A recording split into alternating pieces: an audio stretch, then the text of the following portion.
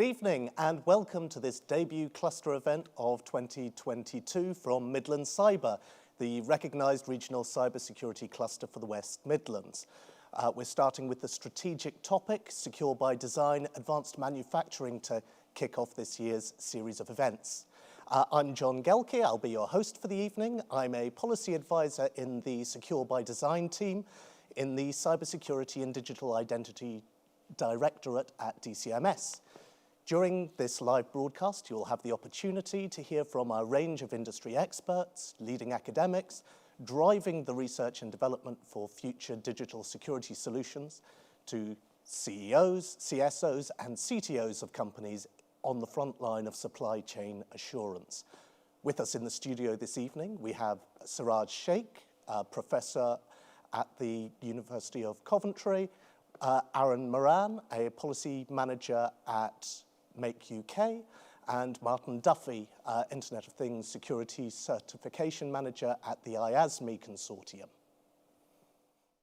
Dating back to the Industrial Revolution, right up to 2022, the Midlands remains a manufacturing heartland of the UK, supporting 14% of the country's entire advanced engineering workforce. The region's position at the forefront of manufacturing industries and top-tier universities is ever more relevant today. The Midlands has been catalysed by Europe's largest rail infrastructure project, High Speed 2, the Engineering, Transport and Procurement HQ based in Birmingham's city centre, establishing the region's stake on the map as a manufacturing stronghold. This flourishing industry continues to channel innovation and national investment into the advanced manufacturing sector, including transport technologies, clean tech, Industry 4.0, and, of course, tonight's topic, Secure by Design. With manufacturing listed as the third most targeted industrial sector, increases in ransomware up by a staggering 435%, and 77% of organisations not having a cyber incident response plan, the risk of a successful cyber attack against unequipped manufacturing organisations has increased significantly. Today, you will have the chance to hear from our three industry experts, each providing great insights for manufacturers on how to effectively protect assets and IP from the growing threat of cybercrime. The three short keynotes will be followed by an open Q&A, so make sure to add your questions in the bar below this broadcast, and our speakers will get a chance to address those after the talks. So, with that out the way, I'm very pleased to introduce Siraj Sheikh. He's a professor of systems security and is the director of the Centre for Future Transport and Cities at Coventry University. Welcome, Siraj. Thank you, John. So we, as part of the initiative of the Digital Security by Design kind of nationally, we recently concluded a study that looked at secure hardware adoption in terms of what are the business drivers and what are the business kind of challenges and obstacles and barriers. And we also looked at the integration challenges. Now, secure hardware is fundamental to a number of cyber-physical systems and IoT systems in the manufacturing and engineering kind of sectors. It enables trusted execution, it enables root of trust, it enables a number of hardware-enabled security mechanisms that then provide the assurance and trust for our wider digital economy, services and products and so on, but particularly for those hardware-dependent engineering and manufacturing systems. So what we were very keen to understand is the emerging range of a number of hardware technologies and hardware-enabled kind of processes and methods. How do they actually find their way through the supply chain and the value chain? And how do they actually, how are they perceived in the kind of in those supply chains for the product development and integration and adoption? So it was a very interesting study in the sense that we reached out to a number of manufacturing and automotive and kind of engineering communities. We were particularly engaged with SEMI Europe, which is the Global Semiconductor Association based out of Berlin, but has global reach, and also TechWorks and ASIN, which is the UK's kind of a key trade association for electronics and automotive and manufacturing systems and so on.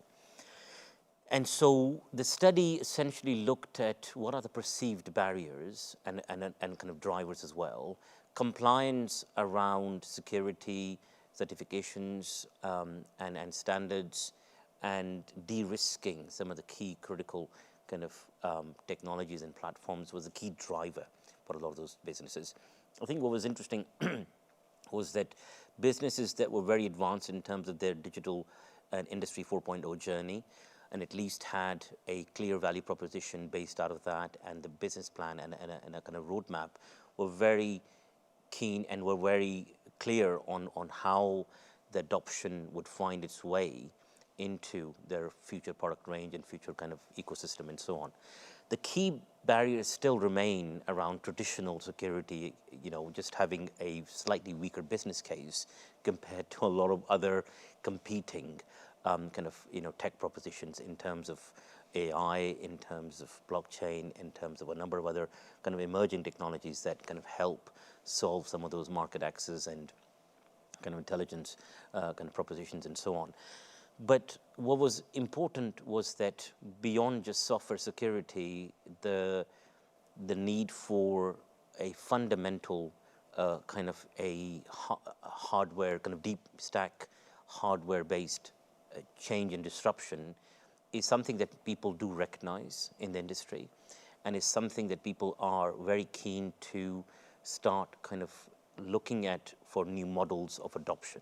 So the models of adoption are very important, because for us to be able to working with industry to guide them towards different models of adoption, we need to have some examples, some models where we can point to and say, look, here is a practice whereby a certain product range, a certain ecosystem has benefited from a certain technology. So we've recently seen the launch of the Morello prototype from the work that has resulted from Cambridge University and ARM's collaboration, and I think that would be key to then people having access to a board for further prototyping. There are also industry-led projects, some of which are Coventry is a key part of as a university, just to enable R&D, particularly within the automotive industry, to see how those business-led demonstrators, once again, kind of realize that value proposition, for their product roadmap and so on.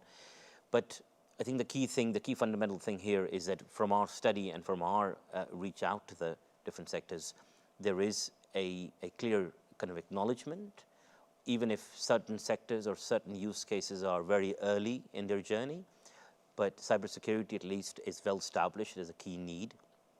And from there onwards, the need for kind of secure hardware and secure platforms are then, following from that conversation. The other part of our study that looked at this was around the integration challenges. So this was essentially a layer below, in a sense, the layer below the value proposition, and understanding the technology kind of challenges in terms of integration of various of these secure hardware kind of technologies and so on. And there are a number of key practices that emerge from this. One was the kind of awareness and interaction with a lot of the software development and firmware development community. So certainly people who are on the programming side of things and on the software integration side of things, how much are they enabled through dedicated APIs, through a number of different kind of software architecture kind of design principles that makes their job easy for interfacing and integrating secure hardware in the stack. The other elements there were to look at how someone beyond just the API, how the readily available kind of availability of some of these platforms for experimentation, for kind of early stage prototyping, and how they could kind of get their hands on. So our study, I think, essentially helps us to understand what are some of those best practices in that integration space, but also help point to some of the industries where, certainly in the mobile phone industry, for example, where certain organizations and certain kind of practices and programs and products have managed to integrate some of that into their kind of product stack. There is a report out from the study that should come up on your screen in a minute, which is available for our audience to kind of download and read. And that takes you through the methodology and the high-level objectives, and then, of course, the results and analysis and so on.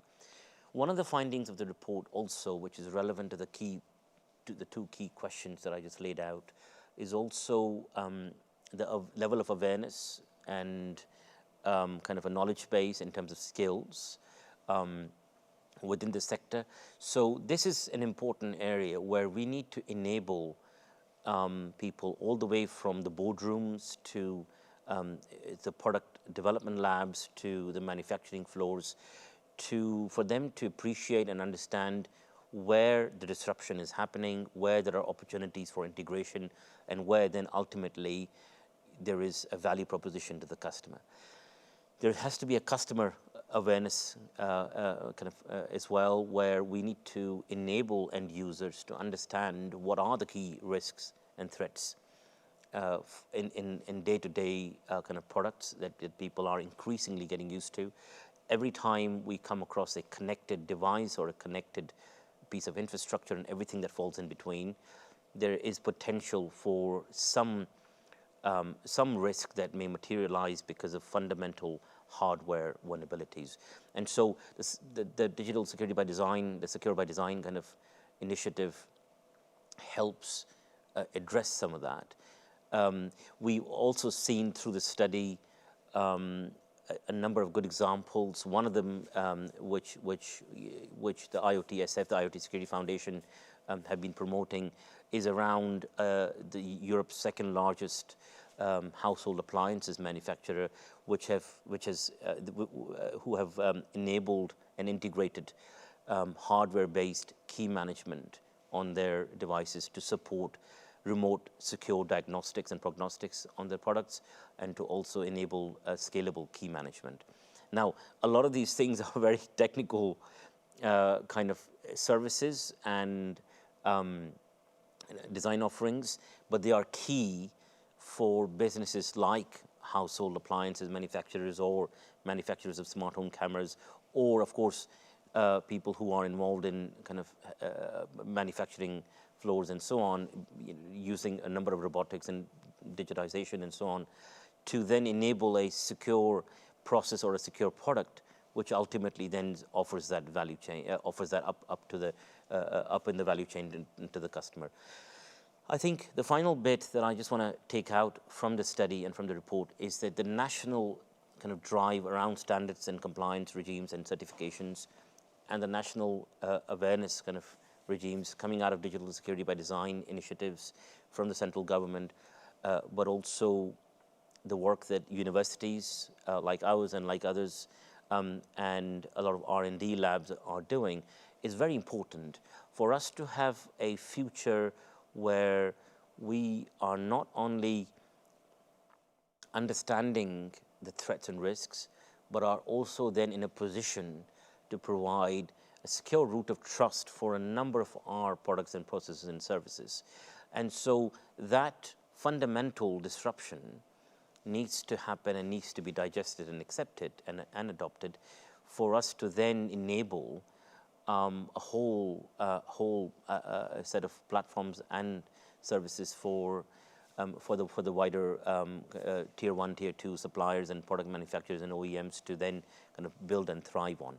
So this is the key message for me today, to just acknowledge the work that we've done and what we've kind of, the key insights that we've kind of learned from, but also then to appreciate the fact that, there is a national effort and a national picture that is emerging from here, which needs to carry on and further enable the sector in this industry. Thank you. Thank you very much, Siraj. A very clear overview of where the sector is up to at the moment. Thank you very much. Our second guest this evening is Aaron Moran, a policy manager focusing specifically on cybersecurity skills and international trade policy at Make UK. Welcome, Aaron. Thank you very much, John. It's a pleasure to be here. As John mentioned, I'm a policy manager at Make UK, which I lead on our cybersecurity work. Prior to this role, I was in our Brussels office looking at the UK's exit from the EU and how that would affect data flows, but also more broadly the importance of a good deal which delivers for the sector, as in that's vitally important. And later on in my speech I will speak about just how important it is due to the integrated supply chains.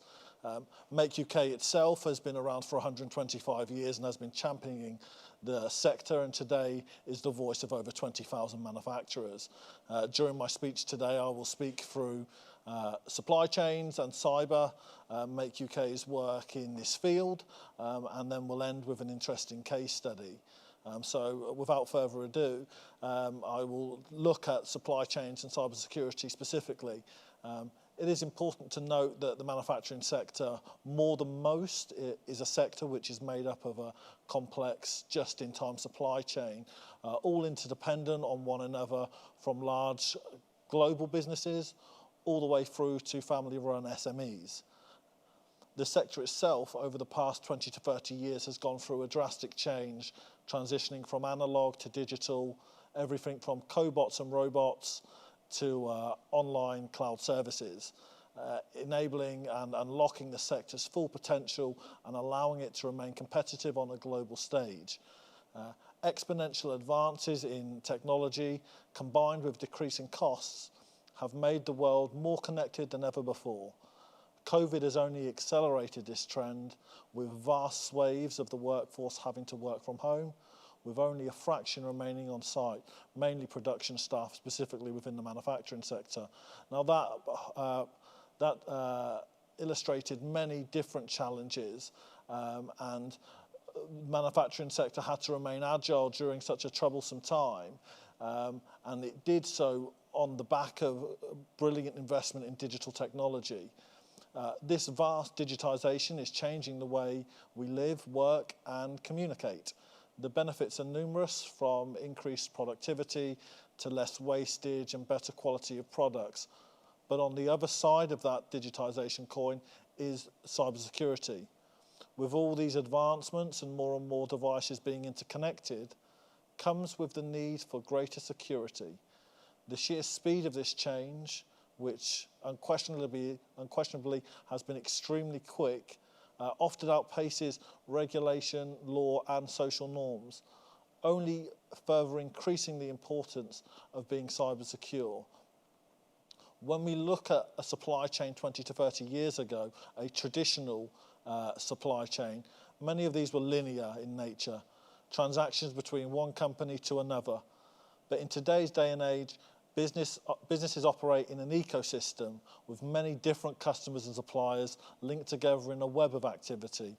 For example, businesses will outsource their IT or their HR services, along with having a full supply chain for production of a manufactured product. So, as I said, it's a complete web of activity and has changed significantly in the past 20 to 30 years. And naturally, with more and more of those systems being interconnected, this does mean more systems are vulnerable to attack. For example, a cyber attack that gains access to your digital HR records could allow a cyber criminal or hacker to gain access to other parts of the business, including valuable IP or customer data. This extends throughout the supply chain. The more you share data and IP with your supply chain, the more vulnerable you are if a supplier is attacked. Now, this isn't to put you off being more interconnected, merely highlighting the added risk. And no question that risk can be managed with good cybersecurity. But first of all, you need to recognise the added risk. According to the National Cybersecurity Centre, the manufacturing sector is one of the most targeted sectors when it comes to cyber attacks. This is mainly due to the valuable data and IP that this sector holds, which should be celebrated, but again, you need to be cognizant that it is an extremely targeted sector. The need for a cybersecurity system fit for purpose is absolutely business critical. And I will go on later in my speech to highlight just the importance that's being placed on cybersecurity. But it goes beyond it goes beyond just your business, as highlighted. It goes throughout your supply chain. Speaking of our specific Make UK work in the space, we published a cyber report last year, working closely with the National Cybersecurity Centre and IASME, and I will now run you through some of the headline figures from that report, which I think are definitely interesting and most definitely pertinent to the discussion we're having today. 46% of manufacturers have experienced a cyber attack in the past 12 months. Now that's a significant number, especially when you consider that some manufacturers will be targeted and will have a cyber attack or have experienced a cyber attack, but actually will be unaware of that. And the case study I will refer to later will actually demonstrate just how costly it can be when they are undetected. Cybersecurity throughout the supply chain is a growing concern. And this is only further demonstrated by the statistics that I'm about to talk through, which is 43% of businesses are being asked by a customer or supplier to demonstrate their cyber robustness, and a further 20% have requested that from their respective suppliers and customers. So that is a considerable amount that are looking at securing their supply chain, ensuring that their customers and suppliers are not only cyber robust, but also when they're dealing with other suppliers and manufacturers, that they want to be demonstrating that they're cyber robust as well. So as you can see, that it's definitely of growing importance. In years gone by, it was only large government contracts and MOD tenders that required businesses really to demonstrate their cyber security. But now it's becoming far more common, as the statistics I just mentioned, it's becoming far more commonplace in the wider economy. More and more businesses now are taking that approach to ensure that they are not only secured themselves, but their supply chain end-to-end is also secure. 52% of businesses have cyber insurance. This is, again, definitely welcomed, although it's keen to state that naturally we'd want that number to be higher. 1 in 2 businesses to have that insurance is definitely a good sign, but there's still space for improvement. All businesses will have fire insurance, but will hope that a fire would never take place on their premises. Similarly, cyber insurance is exactly that example where I would encourage all businesses to have cyber insurance, obviously with the hope that they'd never need it, but just in case, they should have it there. 61% have a board director responsible for cybersecurity, highlighting the importance that's given, which again is definitely welcome. The fact that it's being spoken about and discussed at the higher echelons of each business definitely highlights the significance that cybersecurity is playing in all business decisions, which again is definitely positive. I will now speak about a specific case study. So naturally, and the viewers today will no doubt know of many high-profile cyber attacks that have hit mainstream news of recent years, but I wanted to highlight one specifically directly linking to supply chains, that one being the SolarWinds hack. That attack happened in 2020. SolarWinds themselves is a major US tech firm. The attack went undetected for months and spread to SolarWinds customers throughout their value chain. Some background on the hack itself. So SolarWinds has a system which aids companies managing their IT resources and has close to around 33,000 customers. The hackers managed to add code which was unknowingly then included in an update sent out, which allowed the hackers a backdoor to customers' information and also allowed them to install further malware. So as you can imagine, this is an extremely sophisticated attack, but still very pertinent to the discussion we're having today. So some of the companies that were targeted through the SolarWinds attack were the likes of US government agencies, Microsoft, Deloitte, and Intel. So as you can see from just some of those names, this isn't a case of, well, This is only exclusively a public or a private sector problem. It's not dependent necessarily on size. As you can imagine, Microsoft, Deloitte and Intel would invest a significant amount in their cybersecurity, but even those were susceptible through a cyber attack through a supply chain. Cyber attacks are varied and come in all different shapes and sizes. Thankfully, not all are the size of the SolarWinds hack, but it does demonstrate how infiltrating a weak link within your supply chain may allow hackers access to your own business. What I'd like to close on today is some more positive news and some then tips and advice. So the UK government has recently published its cyber strategy, which is definitely welcomed, but it's only merely the start. There's a lot of work to be done, not only by government, but equally by industry themselves. If I could leave you with one final passing thought, it would be being cyber secure doesn't have to cost the earth. No question, there are solutions out there that are extremely comprehensive and sophisticated, but there are many things that businesses can be doing today that can improve their security, such as updating software and changing passwords regularly. I think, and also a final very important point is, no matter the cybersecurity system you have, the culture that you're adopting in your business is imperative to adopting a cyber secure business, adopting a no-blame culture and encouraging employees to raise the alarm or raise concerns when they see something that may be somewhat dodgy, I think is definitely equally important as having the technology in place to have the cybersecurity systems. I look forward to the Q&A, and if you do have any questions, please do pop them in the box below. And thanks to Midlands Cyber for the opportunity to speak at today's event. Thank you, Aaron. A really detailed description of the nature of the threat facing the sector, but also of the practical steps that could be taken to mitigate that threat.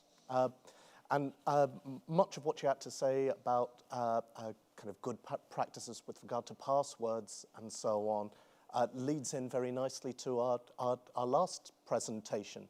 Our third and final guest today is Martin Duffy, Internet of Things Security Certification Manager at the IASME Consortium. Welcome, Martin. Thank you, John. Thank you very much. So my name is Martin Duffy. I work for IASME Consortium, and I manage the IoT security assured system, scheme that we have running. So a brief introduction to IASME. I suspect a lot of people listening in know us well, but in case you don't, what do we do? So a brief introduction. Well, the clue's in the name: information assurance or cybersecurity certification for SMEs. But these days, our customer base extends beyond SMEs. We're best known for being the UK government's sole cyber essentials partner since April 2020. And in this role, we certify about 2,000 companies per month in partnership with our network of certification bodies distributed around Britain and Ireland. We've been expanding our range of schemes to include certifications for Internet of Things, counter-fraud, airports, and the latest, maritime. Yes, indeed, cybersecurity for super yachts, ferries, and cargo ships. Our army of qualified, experienced assessors apply the same principles across all the schemes, based around applying security controls to an organization or an IoT product or a super yacht, and managing assessments for those businesses. Our IoT scheme, which I manage, is based around certification on an IoT device or family of devices. The scope might also include the hub, a cloud service, and an app. It's aligned to existing global industry standards from ETSI and the IoT Security Foundation. Its pilot was part funded by the DCMS in 2020. So a device can be certified at 3 levels as shown. Basic is aligned with imminent UK legislation. Silver is aligned with the ETSI EN 303645 standard mandatory controls. And gold covers all of the ETSI provisions. Legislation. So in 2018, the UK government published its Code of Practice for Consumer IoT Security. And this forms the basis for this IoT security standard, which was released in 2020, the EN 303645. The standard covers 13 provisions, or technical requirements, and data protection requirements, and has been adopted into legislation around the world, as we shall see. A reputed certification mapped to this standard offers assurance that the requirements of the standard have been met, and that's where our IoT certification comes in. Now, speaking of legislation, which John knows all about, currently going through Parliament is the Product Security and Telecommunications Infrastructure Bill, which will require manufacturers, importers, and distributors to ensure that consumer-connected products available to UK consumers must meet minimum security standards. These requirements mandate that there be no default passwords. Secondly, the availability of a vulnerability disclosure policy to consumers to report vulnerabilities in the product, and transparency on for how long an IoT product will receive security updates. So three items. The legislation aligns with the ETSI standard that I've previously mentioned, and in fact, the UK government contributed hugely to the standard. This shows a picture of the status of IoT cybersecurity regulations around the world. In the lighter blue is shown the countries, including the EU region, whose proposed legislation is based around the same ETSI standard as being applied in the UK.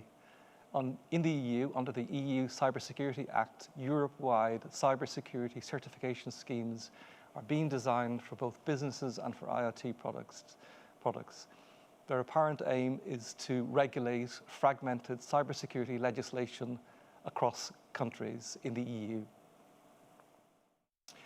In today's fourth industrial revolution, manufacturing companies are tracking assets, collecting data, and performing analytics using IoT sensors placed in equipment and devices. However, of their very nature, IoT products are inherently resource limited, i.e. they do not have the computing power that allows for anti-malware, for example. Thus, they can be a serious point of weak security in any organization. The Internet of Things has enabled smart manufacturing, enhancing safety, improving performance and services, and reducing time and cost. IoT automates operations, which is great. However, collectively, these internet-connected systems can multiply the danger of potential cyber threats. We've all heard the expression, you are only as strong as your weakest link. Well, the danger is that your asset tracker or your IoT sensor being that weakest link. The value in an IoT product holding a security certification in the manufacturing sector lies in, one, verification that the product has strong cyber security controls in place. Two, that the guidance and support from a trained, experienced assessor on improving the security of your product. And three, the certification from a trusted body demonstrating to users and stakeholders in the manufacturing supply chain that those controls are in place. So let's look at a company in the manufacturing sector that we're working with, a company called Finda Technology. They received their certification from us only on Friday. Finda stands for Find and Monitor Your Assets and Situations Anywhere, Anytime. Their products are electronic tags combined with a cloud-based data platform. They are used for asset tracking using multiple connectivity, including GSM, Bluetooth, RFID, and narrowband IoT. Applications include, in the medical sector, tracking of equipment across large estates, especially as more and more equipment is being spread throughout the community since the onset of COVID. And in supply chains, where tracking of assets, location, and condition data is automated in real time. For example, the temperature of COVID vaccine samples could be monitored by the tags in this product.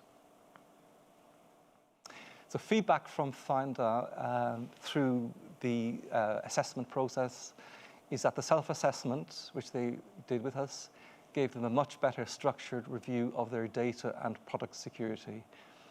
Their security covers the complete product lifecycle, system design, manufacture, and maintenance. They must do data reviews with their customers before they deploy on-site, such as in NHS, hospitals, and factories. So they consider data security from the very beginning of the development. Data security is also very important to their investors.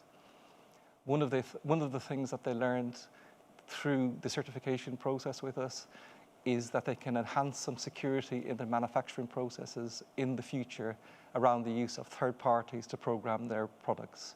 One of the questions in the assessment is around secure management for critical security parameters such as passwords and keys, and whether the manufacturer has good operational management around these. So how the process will enhance your future design. Don't be concerned with the technicalities here, but I'm using this example to illustrate a point. One of the 13 provisions of the IoT standard is to securely store sensitive security parameters. Now, passwords and credentials could be stored in software, of course. However, a far more secure method is with a hardware security module, or HSM. HSMs are secure and tamper-resistant hardware devices used to protect credentials. Nothing can be extracted or exported from a HSM in a readable format. So this is the example of the guidance provided in the assessment process, which will enhance future secure design. Let's talk a little about digital certification. We're talking about certificates and badges that are secure, transparent, and verifiable.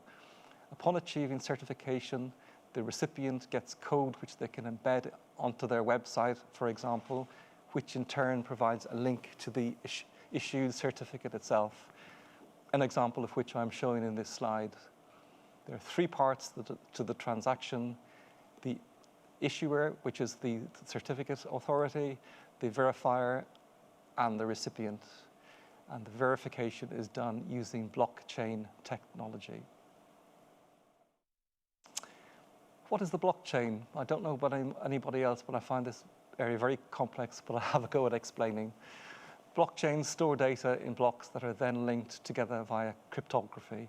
They're publicly accessible ledgers or databases that record online transactions based on peer-to-peer technology, i.e. shared computing resources. They're the foundation for immutable ledgers, in other words, records of transactions that cannot be altered, deleted, or destroyed. The blockchain guarantees the fidelity and security of a record of data and generates trust without the need for a trusted third party. So bring it all together. Cybersecurity certification will, one, reduce your fine from the ICO if you are breached, because the certification is a demonstration of good practice. An example of that is Cyber Essentials. It may provide you with your organization with cyber liability insurance.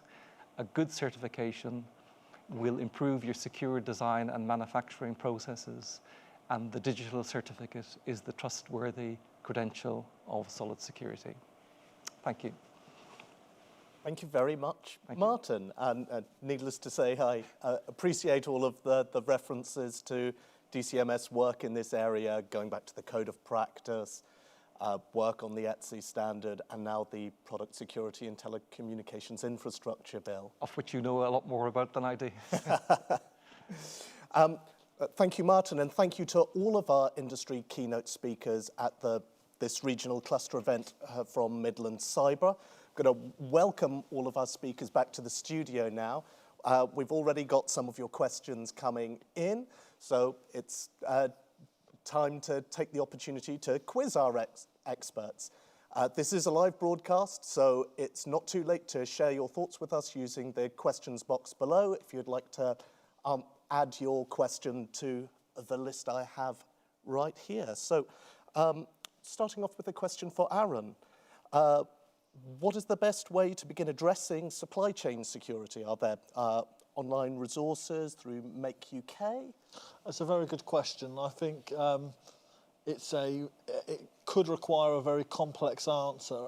But I'd say in the very first instance, I think the most important thing is to understand end-to-end visibility of your supply chain, understanding where you sit within that supply chain, and the businesses you're dealing with upstream, but equally downstream. Once you've then identified them, you can then go about looking into their cyber robustness along with your own and working collaboratively to ensure that the full supply chain is secure. Thank you. Next up, I have a question for Siraj. About your work running Cyber Owl and on cyber physical systems for the maritime sector. Has this work impacted your work as director for the Centre of Future Transport and Cities? Okay, so this is in reference to the commercialization journey that I've undertaken as part of the academic work and the scientific work that underpinned Cyber Owl. So if I just briefly describe that. So as someone who's been an academic predominantly the last 20 years, there's been a number of opportunities, and I think there increasingly are in the security ecosystem now for a number of colleagues in the universities and academia to kind of commercialize key technologies, into products and services that could then help the wider ecosystem. So my work with Cyber Owl initially involved that element of knowledge transfer and built on the security analytics work that we did. But then since then, I think for me, the key focus has been, to carry on with my research, but to support Cyber Owl in terms of strategy and product roadmap and the partnership work that we do. But there's a synergy because increasingly a number of the digital and transport, IoT sectors and other sectors and so on are converging. So in a sense, in terms of my day job with the university and in terms of, the parallel input to Cyber Owl and a number of other kind of, spin-out companies, it's increasingly a very good alignment. So in a sense, it doesn't affect me as such, but happy to take more offline questions, of course, on this as well. Thank you, Siraj. And next up is a question for Martin. Is the IASME scheme, IoT scheme, the only scheme of its type? Good question. It's not the only scheme of its type. It comes in, the schemes can come in various forms, from basic self-assessment by manufacturers online through to detailed pen testing and hardware testing, which can cost in the thousands or tens of thousands of pounds.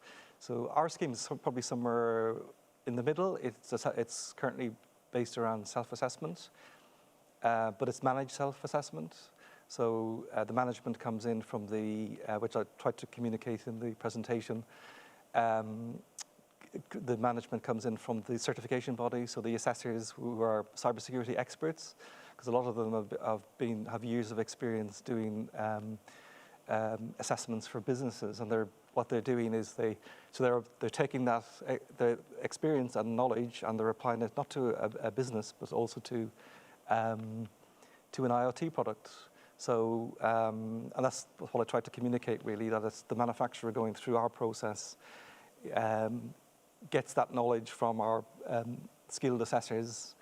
So it's a managed self-assessment, and then we're developing what we're calling an audited scheme, which is more, it's not physical pen testing of the product, but it's auditing the self-assessment, if you like. So the point I'm trying to make is we're somewhere in the middle, and it depends on the requirements really from the manufacturer, which flavor. So yeah. Right. Thank you, and I appreciate in part I've been asking you to describe your competitors. That's okay. I've got a question here, another question for Aaron. So cybersecurity seems to be reactive, responding to the consequences of being hacked, for example. Big companies have the budget and time to spend on training and hiring the best in the field. How can this be changed in the future to avoid and deter attacks?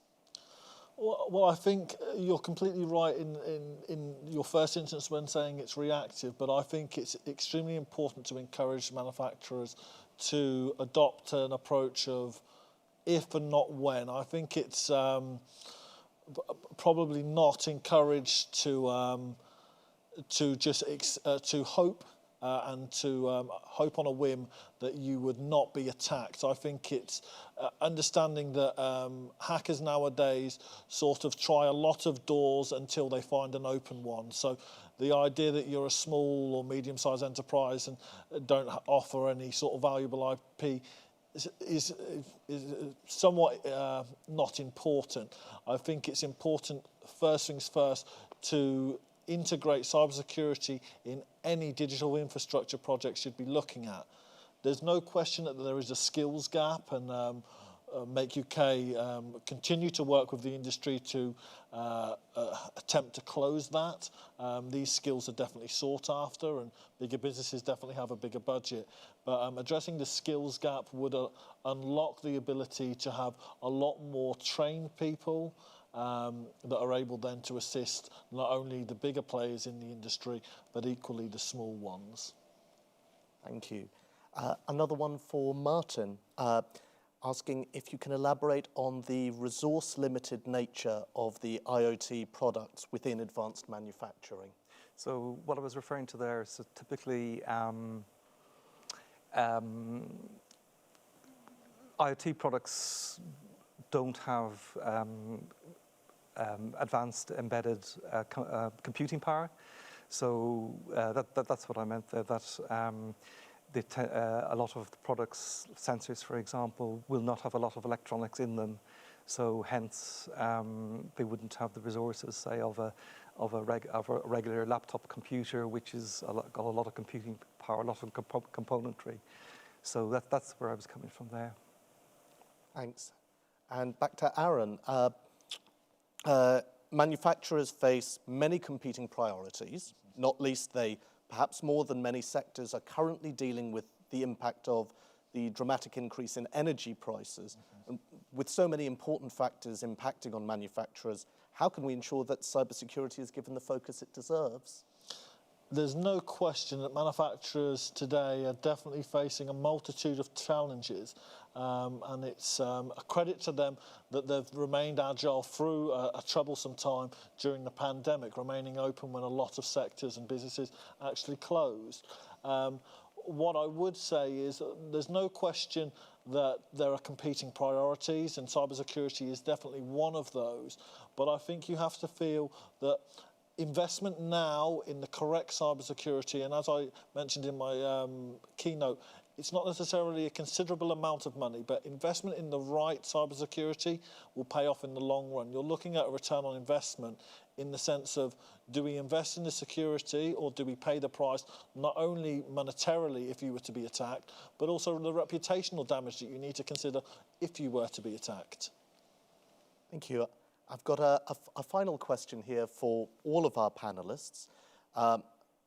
What are your thoughts on the view that supply chain visibility is fundamental to resilience? Perhaps you'd like to come in on that first, Siraj.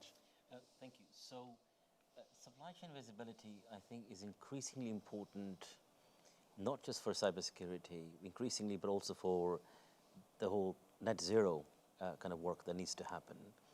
And also the other drivers that are emerging and increasingly well established now in industry in terms of kind of the ethical kind of imperatives in terms of our products and services, and how we achieve that without ensuring that we don't limit ourselves in terms of our competitiveness and the kind of global kind of nature of the increasing a lot of the supply chains, and that diversity that we need to draw on is a big challenge.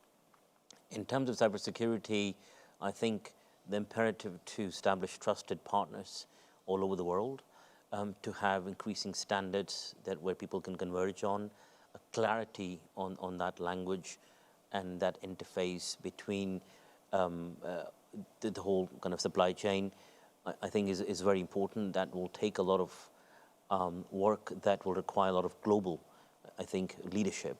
And this is where I think Britain, in this current post-Brexit, post-COVID stage, would have to take some leadership on. And I think this is the national kind of priority, I think, going forward for a digital economy which is kind of, resilient, but also then sensitive to climate change kind of imperatives as well. So there are a number of agendas that converge over this, I think, and it's a great opportunity. Anything to add to that, Aaron? I definitely agree with what Siraj has just said. Probably just to add on, I think end-to-end visibility of your supply chain is extremely important, like what Siraj says, not only just for cybersecurity, but for tackling many of the challenges facing the manufacturing sector. Especially in my speech specifically, I mentioned that the manufacturing sector is, I wouldn't say unique, but it's definitely made up of a lot more complex supply chains than other sectors within the economy.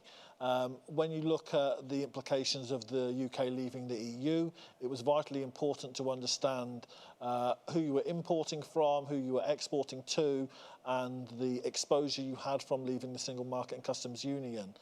More and more manufacturers now are looking at other implications like environmental, social and governance, ESG elements of their supply chain, along with cybersecurity elements. So I think there's definitely a push now from the wider economy, but specifically the manufacturing sector, to have greater visibility of who exactly are you dealing with, not necessarily just the one up and one down process, but the full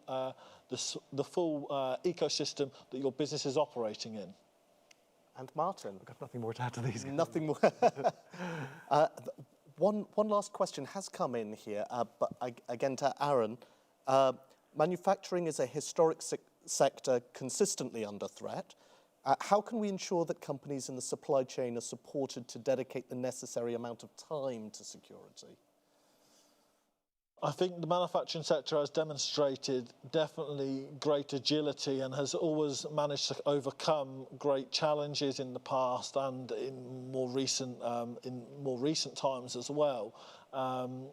I think there's great investment in digital technology, and there's still a long way for the sector to go.